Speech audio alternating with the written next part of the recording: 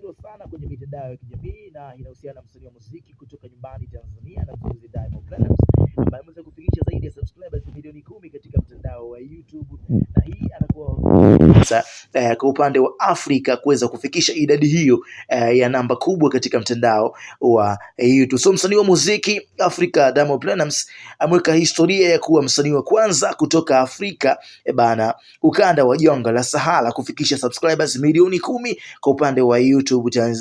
So hivyo Diamond anatarajiwa kupokea tuzo ya Diamond Play Button ambayo imekuwa ikitolewa na YouTube kwa channel ambazo zimefikisha idadi ya subscribers milioni 10. So sasa ambayo inakuwa ni ishara kwamba ya upendo kwa mashabiki zake na alama ya mafanikio makubwa kwenye upande wa digital. So tuzo hii itakuwa ni utambuzi wa juhudi na ubunifu wake ambao umemsaidia kuwa msanii anayeng'aa zaidi kwa sasa kimataifa. So mafanikio haya yamweka Diamond kwenye nafasi ya kipekee sio tu ndani ya Tanzania, Afrika pia na kimataifa zaidi, ambapo wasanii watatu wa Kiafrika wameweza kufikia kiwango hiki kwenye YouTube, ambao ni Mohamed Ramadhani kutoka para Egypt, lakini mwingine anaitwa Saad Lamjel kutoka Morocco na mwingine anaitwa Soul King kutoka Nigeria. So hii itakuwa alama ya uthibitisho kwa mashabiki ambao wamekuwa wakimsupport Diamond Platnumz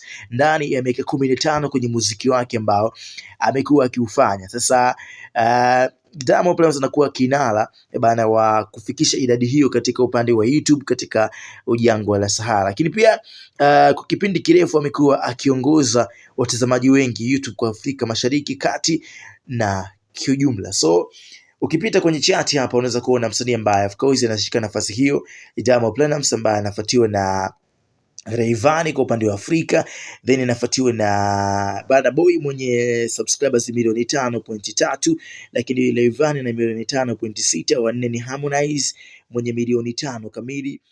Namba 5